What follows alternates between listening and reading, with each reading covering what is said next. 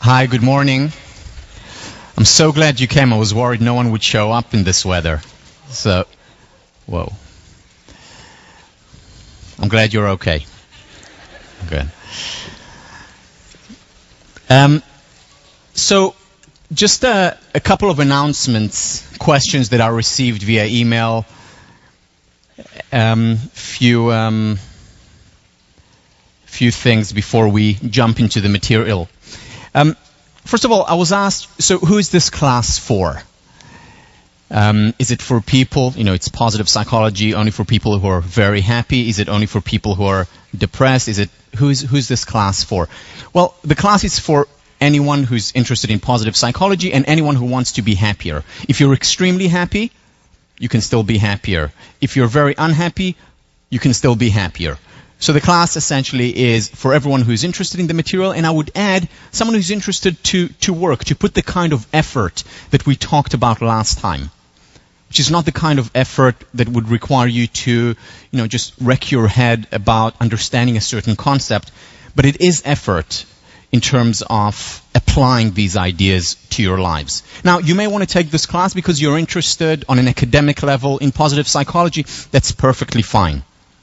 And you will get we'll talk about numerous studies in every lecture starting next time. We'll talk about study after study after study, so you'll get that element as well. However, if you're thinking about taking positive psychology for personal benefit, you'd need to put the effort in.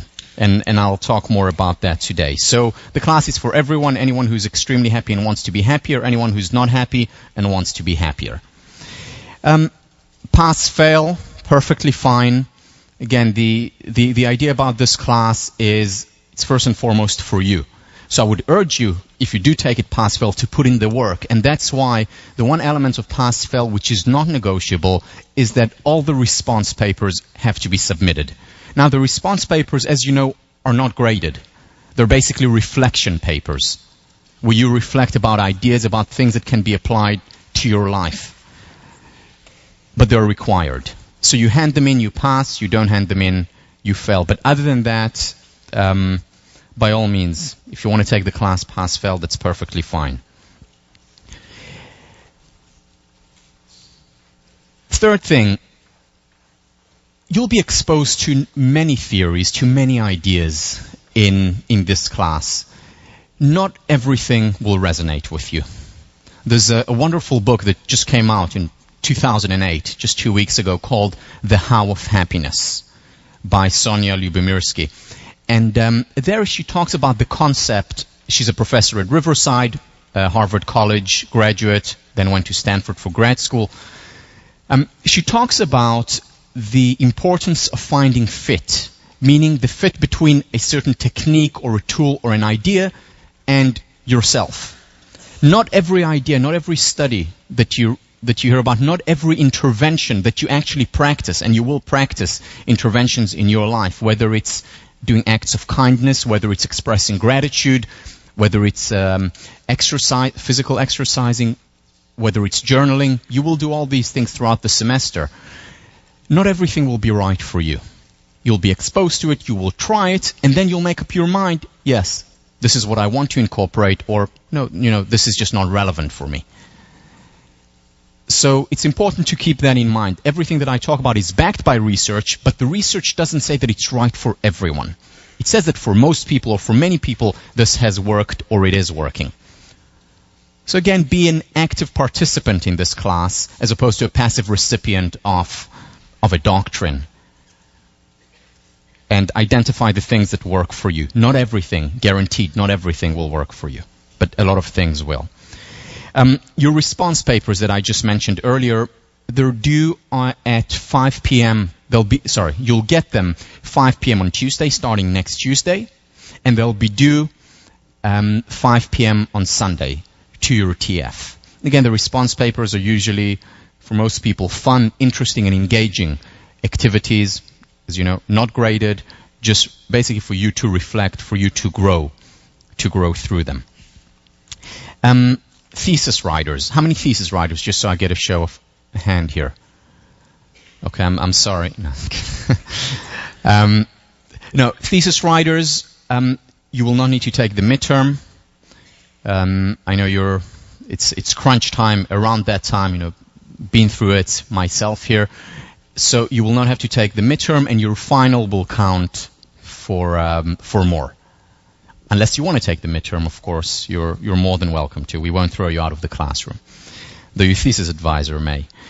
There'll be many announcements online, so do check the website on a regular basis. We'll communicate a lot of things. Instead of sending you emails, we'll have the announcement there. So check them, you know, regularly, about 6-7 times a day. Just kidding. You know, once a day or once every 2 days is more than enough. I'd like to, before I do jump into the material, and we have a very exciting lecture today, to invite Deb Levy, who's the head TF for the Extension School. So Extension School students, I know there are a couple of you here, those of you at home. Here she is, Deb Levy.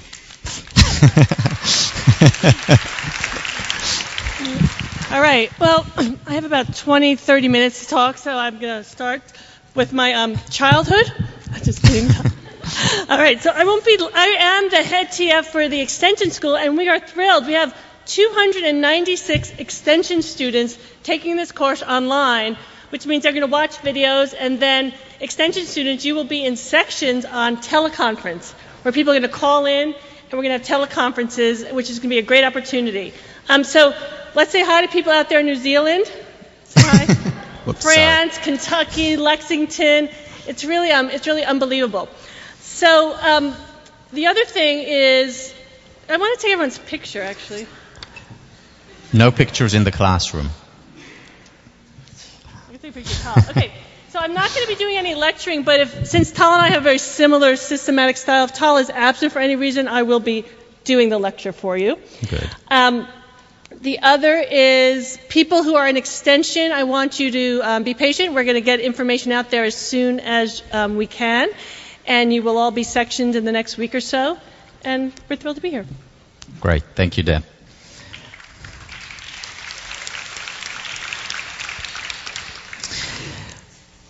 So I want to start with a story, something that happened to me exactly 2 years ago, just about to the day, when was the last time when I taught positive psychology. As the semester started, it was a very stressful period. Also, my mentor, the person who I'm dedicating this class, as well as all my future positive psychology classes to, Philip Stone, passed away just the day before the class started. Very stressful period. And I got sick. And I got very sick. And I somehow got through the class, taught the Thursday class. It started 2 years ago. It started Tuesday, so I taught the Tuesday somehow. Thursday, barely, completely drugged. This lecture, made it through somehow. And then went home and couldn't fall asleep. I was in real pain. Went to the doctors. That was on a Friday afternoon. Just said, I have to go. All the medication that I took didn't help. Went to the doctors, had some blood tests. And finally, after days where I couldn't sleep because of pain, fell asleep. This was a Friday night. At midnight, there is a phone call. I don't hear it. I'm fast asleep. My wife picks it up. Tommy picks it up. And it's the doctor. And the doctor says to Tommy, the test results just came in, and Tal should get to the hospital now. She said to the doctor, he just fell asleep. He hasn't slept for days. Can't it wait till tomorrow morning? And the doctor said no. And he has to go to Beth Israel because they have the best labs for what he needs right now. And she doesn't elaborate anymore. Tommy wakes me up, retells me the story of what's happening. Somehow I get up. She can't take me to the hospital because David, at that time 1-year-old, is asleep. We don't want to wake him up, so we get a cab to take me to Beth Israel. On the way, so this was a year after we're no longer resident tutors in Leverett. We were in Concord Ave, driving up the Charles River, up Mem Drive, and then next to Harvard. I look at Harvard, I look at the beautiful river. It's very quiet, not many cars, just after midnight on a Friday night. And I can't help myself but think, what if there's something really terrible going on? I mean, why would they call me midnight to the hospital, Beth Israel, insisting on just one specific hospital? There must be something really wrong, and my mind begins to wander. And I say, what if I only have a year left? What will I do in that year? And I become very sad because I think, I won't see David grow up. I won't have any future children. Be careful up there. And I become very wistful and sad. And then I ask myself, okay, so professionally, what would I want to do in that last year? So I know personally exactly what I'll do. I'll spend all the time that I can with my family. But professionally, what do I want to accomplish in this year? And my immediate response was, I want to leave behind a coherent body of work, a coherent course introducing people to positive psychology.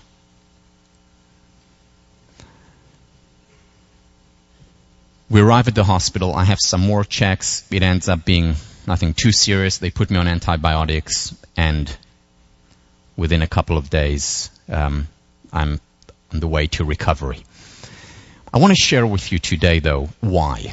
Why is it that the most important thing for me at that time, and still today, is to leave behind a coherent body of work about positive psychology, to introduce you to this wonderful field.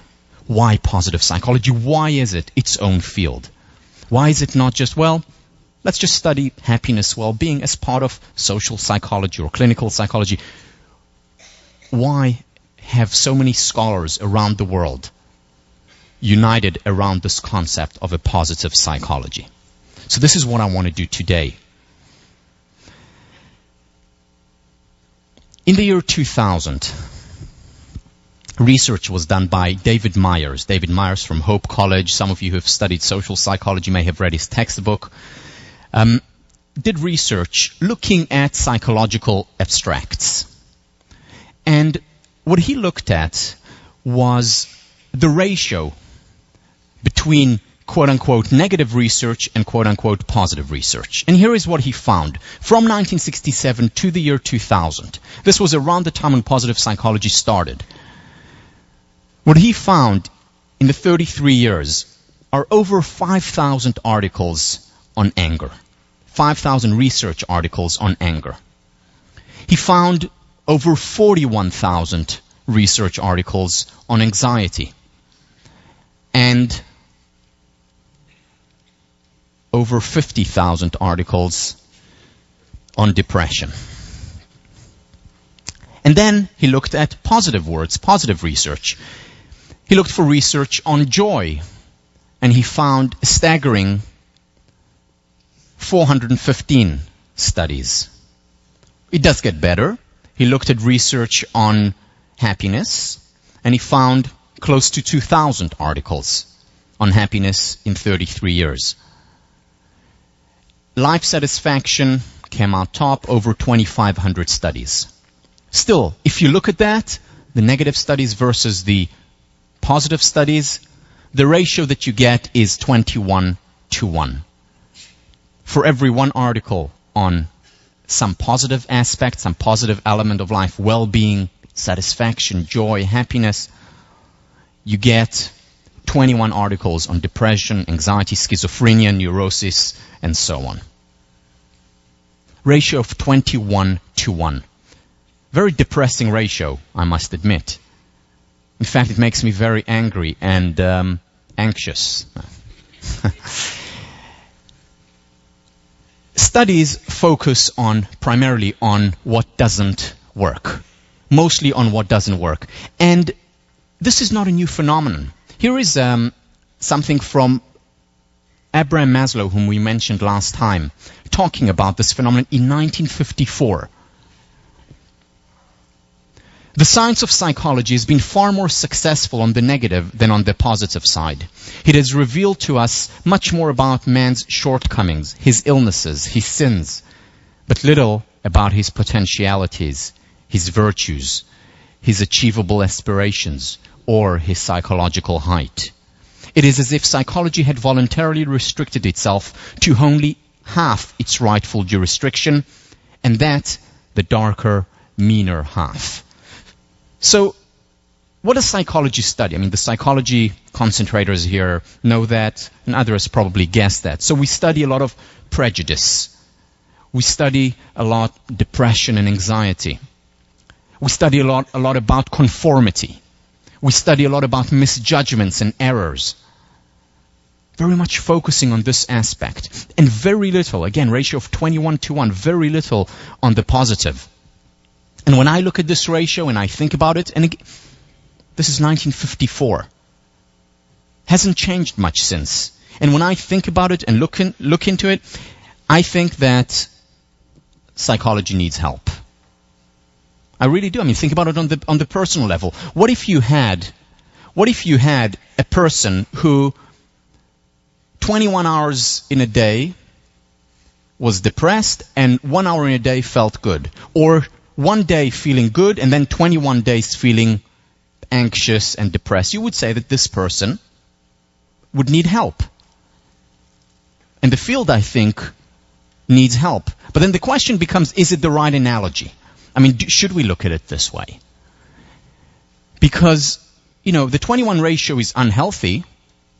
Certainly would be so on an individual level, but it reflects reality in many ways. Because what we're seeing today, and there's more and more research showing that there is more and more depression around the world, that there is more and more anxiety, east, west, north, south, around the world.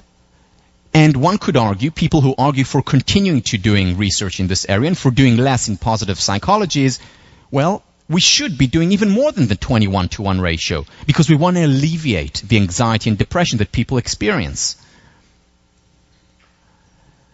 Today, depression is 10 times higher than it was in 1960. Now, part of it is because there's more awareness, because we measure better. But that's not all. It's also simply because objectively there is more depression. And one way of knowing that is that the most objective, quote-unquote, measure that we have is, unfortunately, suicide. And numbers have risen significantly around the world, not just in the United States, whether it's in China, whether it's in Australia, as well as here. The mean age for depression today is less than 15. Kids at a very young age are introduced to the information highway. And very often they're not prepared, not able to deal with it in an effective way. So when we look at this data, we say we do need more research to help people overcome depression, to help people overcome anxiety. And I don't want to belittle that. That is important. Extremely important. What I am arguing, and what I'm going to argue for, is the shift of the pendulum, so that it's no longer 21:1, so that there are many more studies in positive psychology. Not to the exclusion of, not at all. But just shifting the pendulum. How about here? In our local village. This article, I couldn't find a study that was more recent. This was published in 2004. Harvard Crimson. And the article says that in their 6-month study of this, 80% of Harvard students experienced depression over the past year. Now, we're not talking about the regular ups and downs that most people have 10 times a day. I certainly do. We're talking about depression here for an extended period of time. 47% of Harvard students, according to this, and granted, this is not an academic study, but I will share with you an academic study in a minute, published in a top-tier refereed journal. But what the Crimson has found in its survey is that 47% of Harvard students over the past year have experienced depression to the point of not functioning. So really, so that they couldn't leave home, they were really struggling to just basically get through the day. 47%. Now, when people look at this, they say, well, of course, we need to focus more on psychopathology. 21:1, not enough. 30:1. sounds more like it. We see it around campuses. This is not peculiar to Harvard. Not at all peculiar to Harvard. Richard Caddison, who's the head of the mental health services here, in the New England Journal of Medicine, probably the leading journal in the field of medicine, recently published an article where he talked about a survey that was done among 13,500 college students nationwide. Different kinds of colleges, universities, state schools, private schools. And what they found in this very significant study was that 45% of college students nationwide over the past year have experienced depression to the point of not functioning. So at Harvard, the Crimson found 47. Nationwide, it was 45. Essentially identical. No significant difference among the two. This is a nationwide phenomenon. In this study, 94% of college students nationwide feel overwhelmed and stressed by everything that they have to do. 94%. I mean, these are supposed to be the best 4 years of our lives. Something's going on here. Now, this is not unique to the United States. I just recently came back from a tour. I was spent time in Europe, but in the UK, in France, spent a lot of time in China, and some time in Australia. In every one of these places, the governments are really concerned. University presidents are really concerned about the growing levels of depression, anxiety, and general mental disorder. Rise of suicide rates in all of these countries that I mentioned. So we have a global epidemic here. And once again, going back, so isn't the 21-to-1 ratio good? Isn't it important? Shouldn't it even be increased? How can we even think about studying happiness and well-being and love and joy? Shouldn't we first deal with the real pressing problem of depression, anxiety, neurosis, and so on? Some truth to that, but again, what I'm going to argue for in this class is that we do need to also, not only, not exclusively, not even necessarily primarily, we need to also focus on the positive. I'm going to talk about 3 reasons why we should do that. The first reason is that it is important to focus on what works, because what works, or what we focus on rather, creates reality. And if we focus on what is working, we'll have more working in our world, more working in ourselves, more working in our relationships. The second reason why positive psychology as an independent field of study, as a course in and of itself is important, is that being happy is not just the negation of happiness. It doesn't mean that if I just get rid of depression or anxiety that I'm experiencing, I spontaneously become happy. That's not the case. That's not how it works. And finally, prevention, which is very important today. The most effective ways of preventing hardship, whether it's depression, whether it's anxiety, is actually by focusing and cultivating the positive. And I will share some studies with you about this. So for these 3 reasons, we need a positive psychology. Let me begin with the importance of focusing on what works.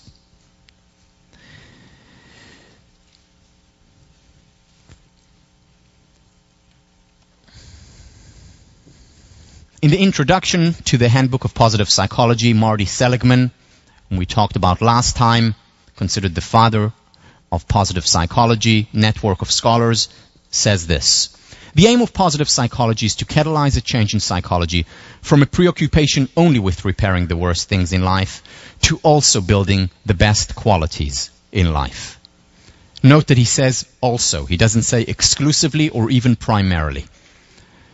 It's important to focus on what works, whether it's in our relationship, whether it's in ourselves, whether it's in others, whether it's at Harvard, whether it's in the United States or the world, in order to have more of what works. Now the question is, how do we get to focus on what works? And the answer to this question is through the questions that we ask. Let me illustrate through a case study. Psychologists, starting in the late 1940s, studied at-risk population. More and more money, government money, university money, philanthropist money went in to study inner cities or places where generally the kids were considered at risk, more prone to dropping out of school, more prone to later on crime, teen pregnancy, and so on. So they studied, they put in a lot of money, a lot of effort into this. And the question that the psychologists asked was, why do these individuals fail? Why does such a high percentage of students in the at-risk population, why do they end up dropping out of school, getting pregnant, crime? And we'll talk about the statistics later on next week. Why do so many of these individuals fail? Now, an important question. Good intentions of the psychologists, smart people, a lot of money, a lot of resources going in. However, very little change was introduced. Very little change came about as a result of these studies. And the situation in many areas continued to exacerbate. Certainly didn't get any better, despite the good intentions, despite the resources, despite the brain power that went into researching this question. Interesting answers. Well, we need better education, we need better buildings, we need more resources. But very little change, actually, in practice came about. And then there was a paradigm, quite literally a paradigm shift in the 1980s. Through the work of Antonovsky, whom I mentioned last time and I'll mention again today, through the work of Antonovsky and other people like Alan Langer, other people like Alice Eisen, different questions started to be asked by psychologists. Instead of asking why do these individuals fail, positive psychologists started to ask what makes some individuals succeed despite unfavorable circumstances. It was the case that many failed, but not everyone. Some succeeded, and succeeded big time. And what the psychologists started to do then was to ask why. What is it about them that is so successful? And that, in the words of Frost, made all the difference. The psychologists started to identify elements, aspects of these individuals and study them in depth, starting to study the successful individuals and identifying elements that they could then teach later and create interventions based on what they had studied. And suddenly, there were results, real results, tangible results, after decades of virtually zero results, simply based on the question. And the main concept that came out at that time, through the research of these psychologists who started to ask the positive question, started to focus on what is working, on the successful children. The concept that came out was the concept of resilience. Now, today everyone talks about resilience. We talk about resilience in school. We talk about resilience at work. We talk about resilience in the job. We talk about resilience in the bedroom. Everywhere, resilience.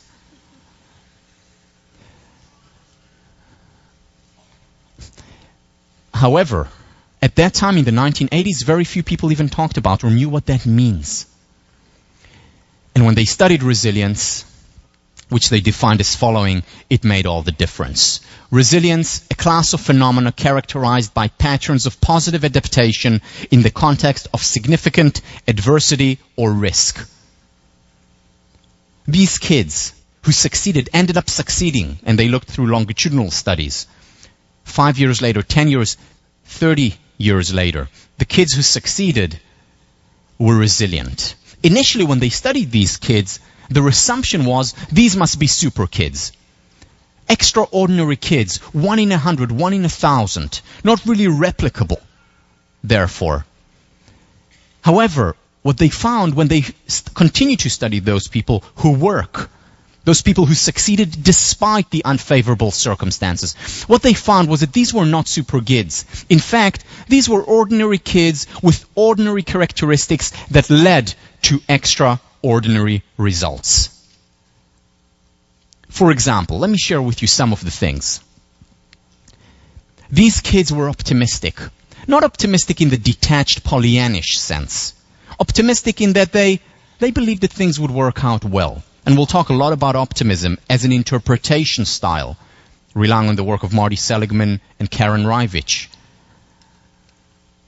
They were optimistic in the sense of thinking, well, it may not have worked out this time, it will work out later. I have learned from what had just happened. They had faith and a sense of meaning in life. Sometimes it was religious faith, not always. It was doing something that they really believed in. Many of them were idealistic. One of the main topics that we'll discuss in this class is that to be idealistic is to be realistic, because we have a real internal need, innate need for idealism. So these kids experienced a sense of meaning, whether it was meaning in terms of personal success and how I will make it, or a sense of meaning in their community and contributing, but something that was meaningful, a sense of purpose. By the way, when I go through all these are no less important for any other person in the world. This resilience, as we mentioned earlier, it's not just important for the at-risk population. It's as important at Harvard, and not just during exam period. It's important. Resilience is associated with well-being. So think about these characteristics, and do you display them? And the interesting thing about all these characteristics that I'll mention here is that they can all be taught, they can all be learned. In many ways, this class is about that. And when the psychologists identified these, they started to teach them, and the individuals started to learn them, and that made all the difference. In addition to faith and a sense of meaning, pro-social behavior, helping other people, shifting from helplessness to helpfulness. And that was significant. One of the things that we'll talk about is how meaningful it is to help other people, and how much it doesn't just only help others, it also helps ourselves.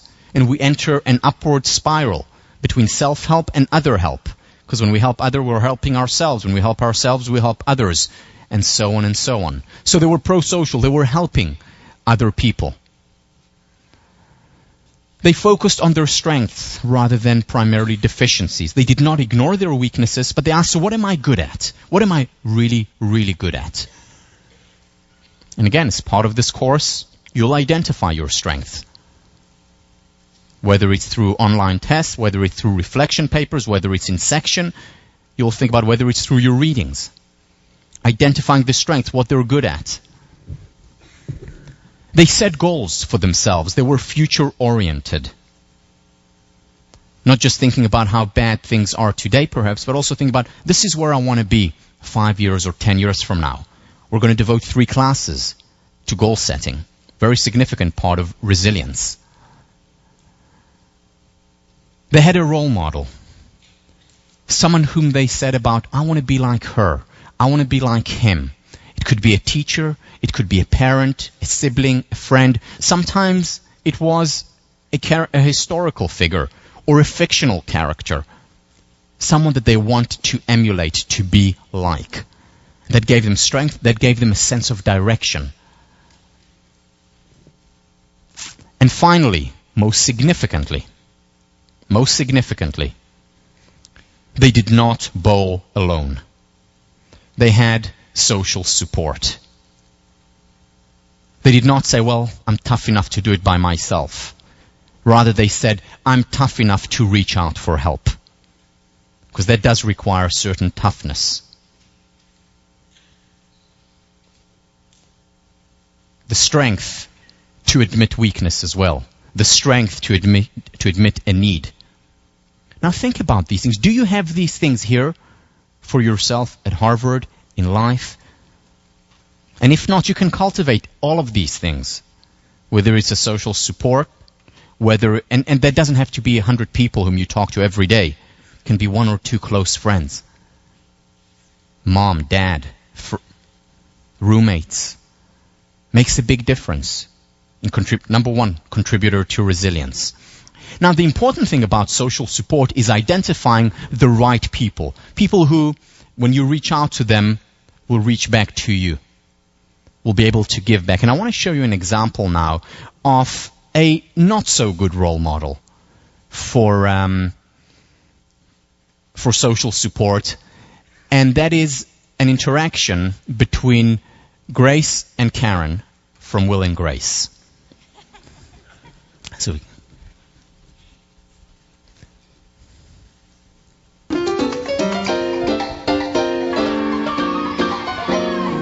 video game makes a nice birthday gift. Do you think your stepson would like that? I don't know, honey. Can he eat it or rub up against it? Let's come at this a different way. What are his interests? Ham. Why don't I just let you browse a while? Yeah, thanks. Oh, and do you think there's anything you could do about all these kids in here? Ma'am, it's a toy store. Yeah, see what you can do.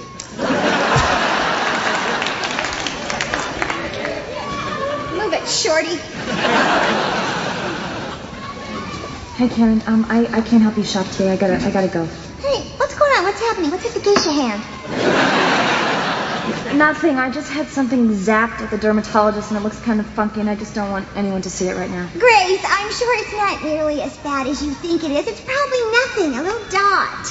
Come on, show Mama.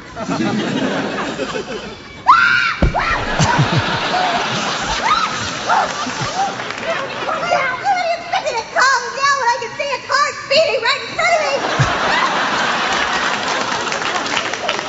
I'm sorry. So how long have you had the herpes? It's not herpes. It's not even herpes adjacent. Oh, yeah? Well, it's close enough to be invited to the herpes family picnic. It was a weird freckle, and the doctor wanted to freeze it. And then he told me that it was going to take 10 days to heal. I mean, what made him assume that I could look awful for 10 days? Respond to that, and I will rub it all over your product. What are you looking at, Prego? Haven't you ever seen herpes before?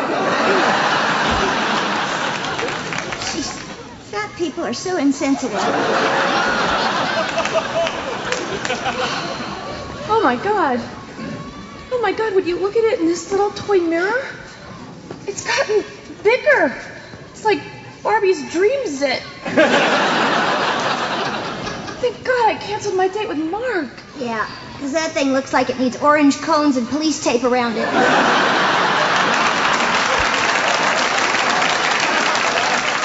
Come on, let's get out of here. yeah. So Karen may not be a good choice for social support, but there are many people who are. Now, think about the power of the question. Think about what a question did. For decades, many kids who potentially could have been helped weren't helped because the right question was not asked as well. And it was only after the positive question, the focusing on the positive question was asked, that suddenly psychologists were able to see what was right in front of them for decades. It was right there, apparent, evident, waiting to be discovered. But they completely missed it. Smart, well-intentioned, well-funded, but didn't also ask the right question. Questions create reality. They create possibilities. A question begins a quest. What he did in positive psychology, and again, a great deal through the work of Antonovsky, was move us from the pathogenic model to the salutogenic model. Salutogenesis, the foundation, the origin of health. And what Antonovsky was talking about, he said that it's important to study illness, mental illness, physical illness, but it's equally important to study the healthy people, the healthy individuals, to see how they make it. Whether it's people at Harvard. You know, Harvard is a stressful environment. However, there are some people who are able to go through it, to do well, to thrive, flourish, and while still going through the ups and downs, we all do, overall experience it as a much more positive experience, as a happy experience overall. How do they do that? Why? Well, what Antonovsky said is we need to study that so that we understand the origin of health. And he studied these things, and that made a big difference in the field as a whole. Quote Antonovsky, "All those familiar with the history of science are aware that important advances come with the formulation of new questions. The question is the breakthrough. The answer comes with difficulty, but it is the new question that is important. The salutogenic question I submit to you, in other words, what is working, is a radically new question which provides the impetus for formulating a new paradigm to help us understand health and illness. It has serious implications for researcher and clinician, biological and social scientist alike." It was that question that essentially created the field of positive psychology, as well as positive sociology. He was a sociologist by training, as well as many other fields. Questions make a difference. Questions create reality. I want to do an exercise with you now. We'll do quite a few exercises in class. Here's the first one, to illustrate the importance of questions. Now, I'm going to ask you to count the number of geometric shapes that you see on the screen. No, not the screen, the next screen. I know Harvard students, it's fine. The next screen. I'm going to ask you to count the number of geometric shapes that you see on the screen. It's a very difficult question. I've given it to people around the world. I've given it to mathematicians, to artists who are very visual. And the challenge here is that you're only going to have 30 seconds in which to do it. 30 seconds to tell me how many geometrical shapes you see on the screen.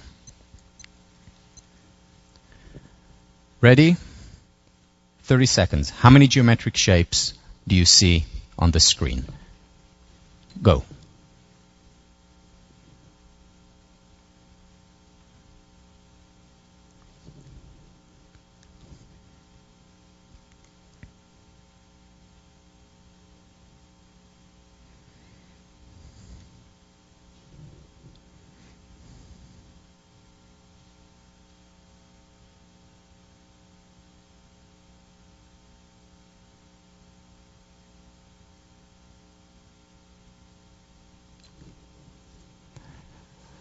Okay, so that was 31 seconds, so it should be no problem. Now, if you haven't done, I know a couple of you have done this exercise before, but if you haven't done this exercise before, and that's most of you, I'd like you to participate. So, how many geometric shapes could you count on the screen? Throw out the numbers. 6, 8, 48, 58, 44, 36, 110, 38. How many? Up there. You had a good perspective. 8. Anyone more than 110? Anyone more than 110? Yeah, how many? 300? 200. Anyone more than 200 or less than 6? Okay, so quite a range. Quite a range. You know, but I grant you that it's a tough question. By the way, if you have it on your PowerPoints that you downloaded, because I took it off the later downloading, but you may have downloaded it, don't look at it now, please. So we have the rate between 6 and 200. Now, it's a tough question. In fact, it is so tough that I have no idea how many geometric shapes there are on the screen. But I have another question for you. Now, if you know the answer to this question, just put your hand up. And you haven't done this exercise before, just put your hand out. Don't shout it out. If you know the answer, put your hand up. What time was it on the clock? What time was it on the clock? If you know the answer, put your hand up. If you think you know the answer, halfway up. Maybe quarter. And the rest of you may leave. No. Okay, so we have a few halves. So out of a room, how many were? Probably 600, 700 students here. Out of 700 Harvard students, 5.5 people can read the time on a clock. But I understand we all have digital watches today. It's difficult. So let me ask you an easier question. If you know the answer, just put your hand up. That's right. How many kids were visible on the bus? If you know the answer, put your hand up. If you think you know, halfway up, maybe quarter. Yeah, most of you are thinking, what bus? You know, what kids? Well, it was there. So, out of a room of, it's again 700 Harvard students, there are approximately 11 3/4 who can count. But that's okay, that's not Math 55 here, I understand. Another question, a little bit easier. What was the color of, the dominant color of the leftmost geometric shape on the screen? Not the big white screen, but the leftmost geometric shape on the screen. What was the dominant color? If you know the answer, hand right up. If you think, halfway. Okay, so that's about 12 1/4 people. Now, according to my estimate and research, there are probably between 5 and 7 people in this room who are colorblind. Really, according to statistics. The rest of you have no excuse. Let's look. So, the time on the clock, somewhat difficult, obscure. The time, it's 10 after 10. Right, it's a bit difficult. Visible children on the bus. Here is the bus, for those of you still can't see it. 5, and the color, the dominant color of the leftmost geometric shape, yellow. What happened? I mean, these are not very difficult questions. I mean, even the final in positive psych is going to be more difficult than that. I mean, really. A lot more. Why? Well, the reason is because I asked you a certain question, and that question directed you to a certain part of reality. And that's a good thing, because if we were focusing on everything all the time, that wouldn't be a good thing. We would be distracted by every single noise, by every single movement. So it's a good thing that we can focus. However, we also need to remember the consequences of this ability to focus that is not always good. It's not always helpful. Because as far as you were concerned, there were no children on the bus. As far as you were concerned, there were only geometric shapes. In other words, my question for most of you created a very specific reality. A reality in which there were geometric shapes and no children on the bus. Now that has very important implications. Think about the following. Think about the following question. What question is mostly asked by couples beyond the honeymoon phase? So they go through the honeymoon phase, whether it's a month or a year or sometimes 2 years. What questions do they begin to ask after that period of time? What's wrong? What's not working? How can we improve the relationship? Now, that's a very important question to ask. Very important. But if that's the only question or the only questions that we ask, then that is the only thing that we will see. The only thing that we will see are the deficiencies, the things that are not working, the things that need to be improved, the weaknesses of my partner, of the relationship. If the only questions that I ask are, what is not working? What's wrong? What do I need to improve? And again, these are not questions that we need to do away with. They're important. However, if they're the only questions, and usually they're the only questions that are asked or primarily asked, then as far as the couple is concerned, not objectively, but as far as the couple is concerned, good things do not exist in the relationship. Just like as far as you're concerned, there were no children on the bus, even though they were right there in front of you, staring at you. But they did not exist. Or think about it on the individual level. This is very important. What is the question that we, most Americans, most Australians, most Chinese, most Israelis, most Europeans, Africans, what is the question that is mostly asked about the self? And this is the reason why I mentioned all these places, is because this is cross-cultural study. People mostly ask about themselves, what are my weaknesses? What do I need to improve? Very often to the exclusion of what are my strengths, what are my virtues, what am I good at? And if the only question that we ask ourselves, or the only questions are what are my weaknesses, deficiencies, then the only thing that we'll see in ourselves are weaknesses and deficiencies.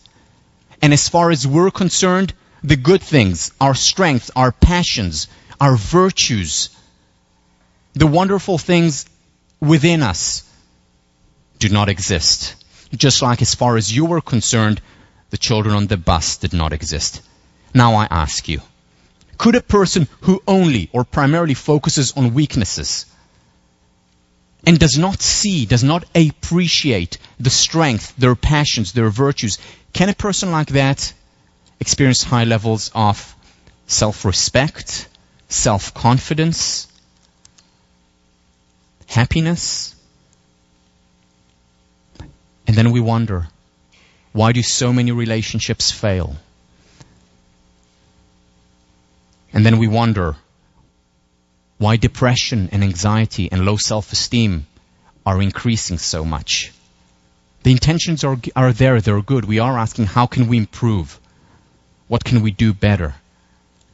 But if we don't also ask the positive question, that part of reality will not exist as far as we're concerned. Just like for the psychologists for a decade, the answer to their question, the solution to the problem that they wanted to solve did not exist, even though it was right there in front of their very eyes, within the successful kids, within their resilience. Questions create reality. The questions that we ask very often determine the quest that we will pursue, the path that we will take, the life that we will lead, whether it's individually, whether it's interpersonally, whether it's organizationally. What is the question? Many of you I know are going into consulting. What's the question that most consultants ask? Either explicit question or implicit question the first time when they meet a client. What's wrong?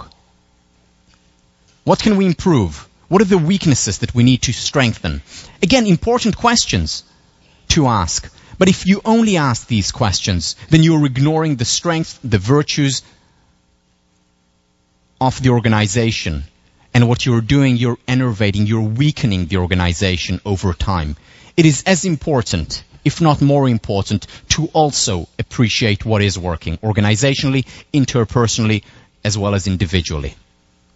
It is important to appreciate what is good. I mean, look at the word appreciate. Two meanings. First meaning, to say thank you for something, not to take it for granted. And that's a nice thing to do. We shouldn't take for granted our virtues, our successes.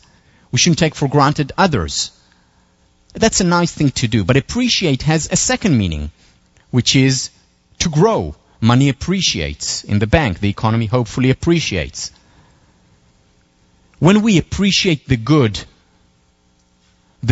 appreciates, the good grows. Unfortunately, the other side of the same coin applies as well. When we don't appreciate the good, when we take it for granted, the good depreciates. And that's what happens in most relationships after the honeymoon phase. That's what happens to most people, especially to very driven people who want to improve, who want to get better. And that's a good thing, if that is what makes you happy. At the same time, it's equally important to also appreciate what is good inside me, what my strengths, what my virtues are. And we're going to do a lot of that in the course. And again, not to go to the point of narcissism. If anything, narcissism, and we'll talk about it in the second last lecture of the semester, narcissism is not about self-confidence, about self-esteem. It's the exact opposite. We're talking about grounded self-confidence, grounded, generous, benevolent happiness. And in order to lead that kind of life, we need to also appreciate what is working, to also focus on, metaphorically speaking, the children on the bus. Stavros and Torres, in their wonderful book on relationships, we see what we look for and we miss much of what we are not looking for, even though it is there. Our experience of the world is heavily influenced by where we place our attention. Questions very often create reality. The first important thing to understand about questions is that we need to understand the questions. And here I want to defer to a very important philosopher, 20th and 21st century philosopher, who illustrates the importance of understanding questions. Homer Simpson.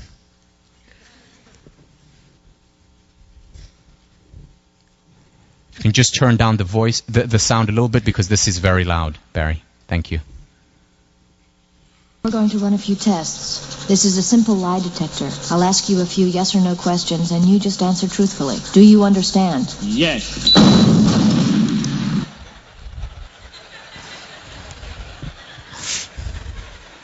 Love it, love it.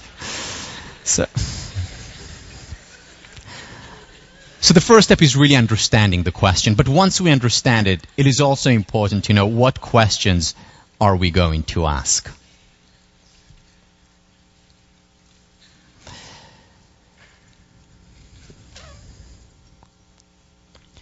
I mentioned earlier that one of the most important things in cultivating resilience is having a role model. I want to share with you now my role model. In fact, the person who is the reason why I decided to become a teacher. Her name is Marva Collins. Marva Collins was born in Alabama in the 1930s. Her father was African American, her mother Native American. She was born at a time and a place where there was a great deal of discrimination. Fortunately for Marva, her father really believed in her and said to her from a very young age, "Marva, you can make something of your life. You can become a secretary." Now, the reason why he said secretary is because that is where the glass ceiling, or rather the concrete ceiling, existed for a person of her ethnic background, a person of her gender. Marva Collins worked hard, she was smart, she succeeded and she made it and she became a secretary. After a few years working as a secretary, doing well, she decided this was not for her. And what her calling in life, her real passion, was in teaching. She wanted to be a school teacher. She went to night school. A few years later, got her teaching certificate, got married, and with her husband moved to Chicago. There she joined the public school system in inner city Chicago. The reality that she found, that she encountered there, was a reality of much crime, much drugs, and more than anything, hopelessness. The hope of the teachers was to keep the students in school for as long as possible. Why? So that they don't join street gangs at the age of 12, so that they are protected from drugs and from crime. How can we keep these students in school for as long as possible? Asked the teachers. Marva Collins walks into this reality and says things are going to be different. On the first day of class, and she teaches first graders to fourth graders, on the first day of class, she says to her students, "We are going to do a lot of believing in ourselves." And she repeats this message over and over and over again like a broken record throughout the semester. And year, and years. I believe in you. You can do well. You can succeed. Take responsibility for your life. Stop blaming. Stop blaming the government. Stop blaming your teacher. Stop blaming your parents. It is up to you to succeed. And she continues with this message over and over and over again. having really high expectations of her students, looking at what they're good at their strengths, and cultivating those. Miracles begin to happen. These students, considered by many of the teachers to be, quote, unteachable, unquote. These unteachable ones, by the time they are in 4th grade, are reading Euripides, Emerson, and Shakespeare. These unteachable ones, at the age of 10, are doing high school mathematics. Now, rumors begin to spread about Marva Collins because, after all, how can she keep these students in class for so long? When all the other students, just try and get away from school, she must be using force. And Marva Collins has enough of these rumors, leaves the public school system, opens up her own school in her own kitchen with 4 students. Initially, 2 of them her own kids. Gradually, more and more students joined the Marva Collins School, Westside Preparatory, she calls it. All the students that initially joined the school are public school dropouts. Marva Collins is their last resort before the street. And the miracles continue. Gradually, more and more students come in. She has to move out of her home. She rents a small shack in Chicago, freezing in winter, scorching hot in summer, and yet the students are driven by their passion. And they continue. Miracles continue to happen too. Every one of Marva Collins' students graduates from elementary school. Everyone goes to high school and graduates from high school. Every one of her students ends up in college and graduates from college. Yes, those unteachable ones. Marva Collins lives in dire poverty for decades, somehow making ends meet. After all, most of her students can't pay. But somehow, month to month, she makes it. 1979, it changes overnight. A producer from the television CBS program 60 Minutes finds out about Marva Collins and creates a 15-minute segment on her. Overnight, she becomes famous. November 1980, new president-elect Ronald Reagan calls up Marva Collins, offers her to be his Secretary of Education. So I guess her father was right.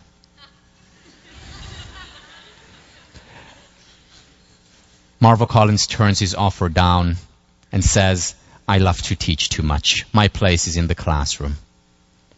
8 years later, almost to the day, new president-elect George Bush Sr.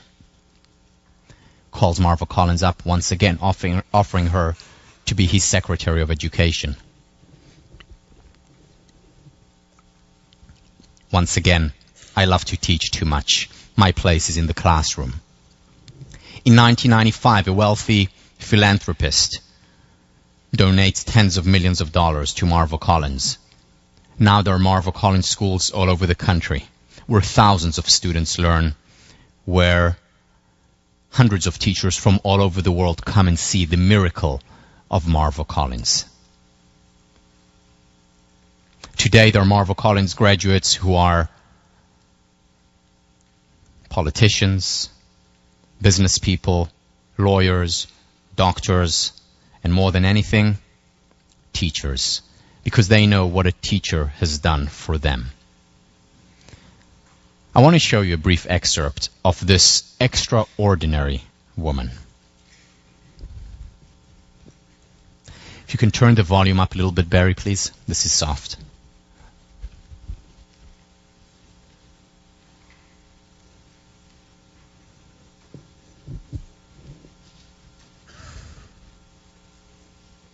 I think I am pretty wonderful. I think I am bright. I think I am unique. And I'll teach every child in here to think that. When they misbehave, their punishment is they have to write 100 reasons why they are too wonderful to do what they're doing. And that they have to be in alpha order. I'm adorable, I'm beautiful, I'm courageous. I give them the first ones until they get the hang of it. I'm delightful. I'm effervescent, I'm fabulous, I'm heavenly, I'm idolized, I'm just wonderful, I'm a kindred spirit, I am laudable, I am momentous, or I am never, never indolent, and it goes on to Z. And if they do it again, then they have to use another synonym. They can't use adorable anymore. Now the children will say to new students, I don't know why you don't behave, because I'm tired of telling Mrs. Collins how wonderful I am. Now she's wonderful. Here is her book. Now, for all those of you, and I know there are quite a few of you who are interested in teaching, and there is one book you want to read, it's this. For all those of you who are interested in leadership, and there is one book you want to read, it's this.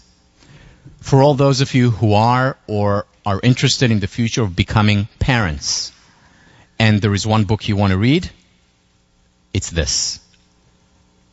For all the rest of you, if there is one book you want to read. So what's her message? What's her message? First of all, she herself is the message as a role model, and she studies with her kids role models. They read fiction books, they read historical books, they read books about heroes, and talk about heroes. They all identify role models. They identify role models in their neighborhood, in their families, constantly doing that, which is exactly what you need to cultivate resilience. But first and foremost, she herself is the role model. She has high expectations. We're going to do a lot of believing in ourselves.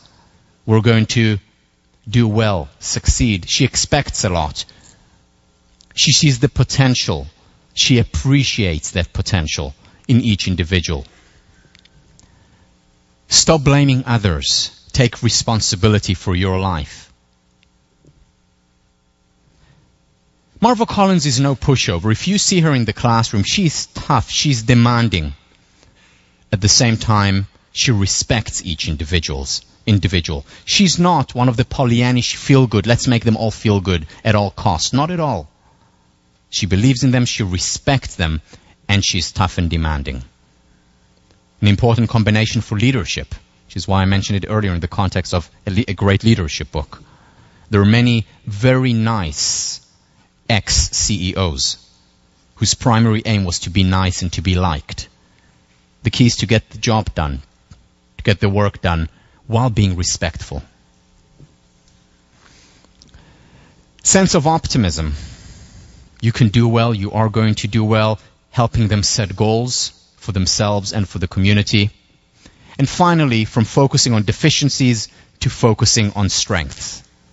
Howard Gardner, from the Ed School here, talks about multiple intelligences, says that we need to stop asking whether or not a student is smart.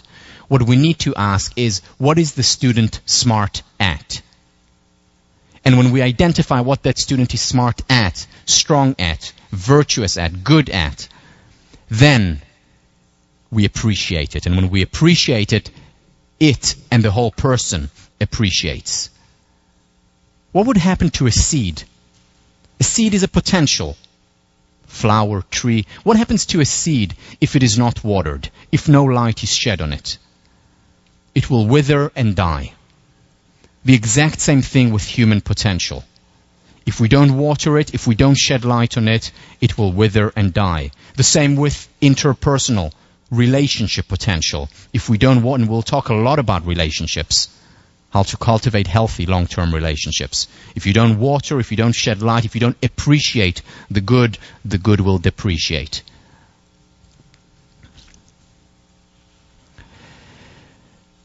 Essentially, what Marva Collins does is create for her students, and what the research in resilience does is create a very different model than the conventional wisdom. The paradigm shift essentially is from being a passive victim, well, it's because the government is not putting enough money, which is an issue, not belittling it. It's important to have those external affect the internal, like more resources. But that's not enough. From a passive victim, she changes their perspective to being active agents. You're not unteachable. You can thrive, you can do well, you can succeed. And what she does, essentially, is take them to the extreme of a continuum, because every event, every person can be situated somewhere along this continuum, and in different places where different things. And think about your own life. What are you? Passive victim in different situations, or an active agent? For example, let's say my girlfriend leaves me. I know when I was an undergrad here, this was top on my mind. Girlfriend's leaving me. Yes, we'll talk about that later in the semester when we get to know one another a little bit better. I feel a bit shy at this point. But let's say my girlfriend leaves me. If I'm the passive victim, what I experience is self-pity, feel sorry for myself, ruminate. Remember the word ruminate, about the situation and how terrible it is.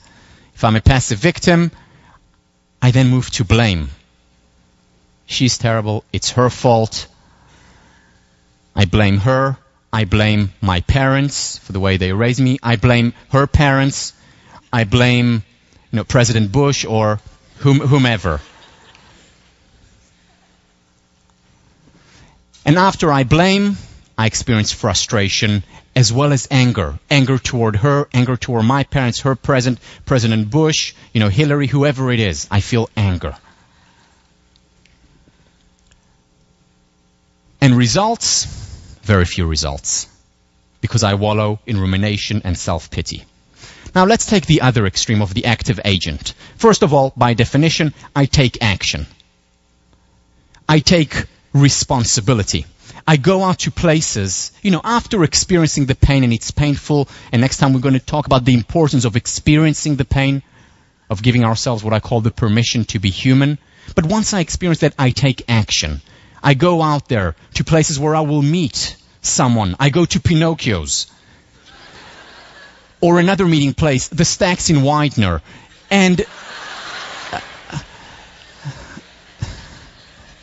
well, I guess things have changed at Harvard since I was an undergrad, but I take responsibility for it. And then as a result of that, and we'll talk about research on self-perception theory, research by Daryl Bem, and we'll talk a lot about it. You don't need to write it down now. How taking action will actually increase our levels of confidence.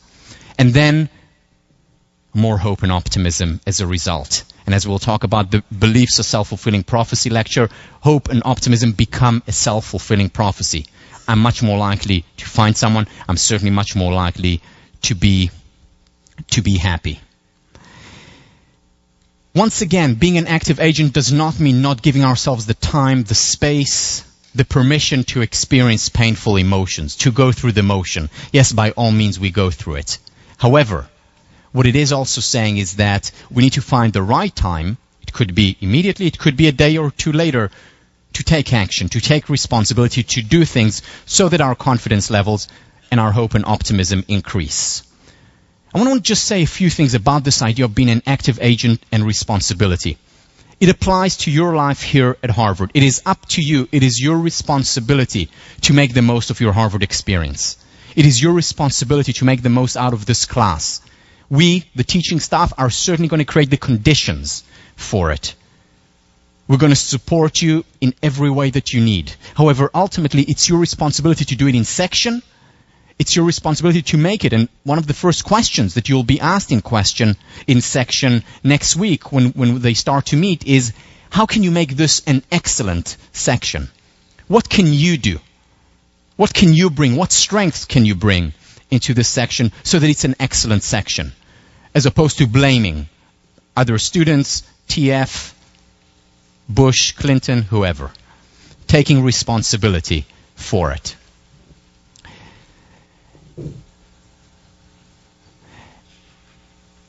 There's a wonderful story about responsibility in the book by Nathaniel Branden. We're going to read some stuff by Nathaniel Branden when we talk about self-esteem. Nathaniel Branden talks about 6 pillars, 6 important pillars of self-esteem. One of those pillars is self-responsibility. People who have high self-esteem take responsibility. People who want to cultivate high self-esteem and create confidence take responsibility for their lives and so on.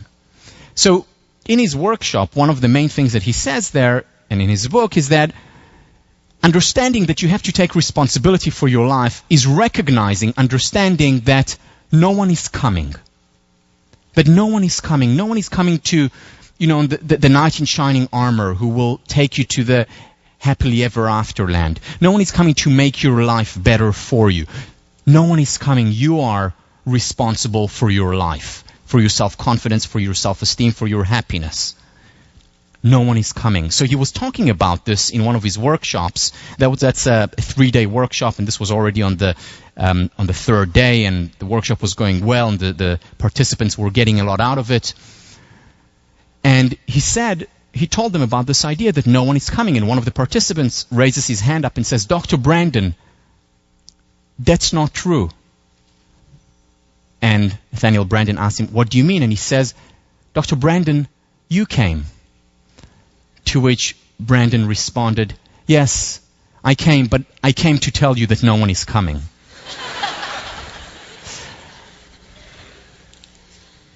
No one is coming. It's up to you to make the most out of this experience, 1504, your sections, your Harvard experiences, and beyond. And we, as the teaching staff, can't wait to create the right conditions for that to happen. See you on Thursday.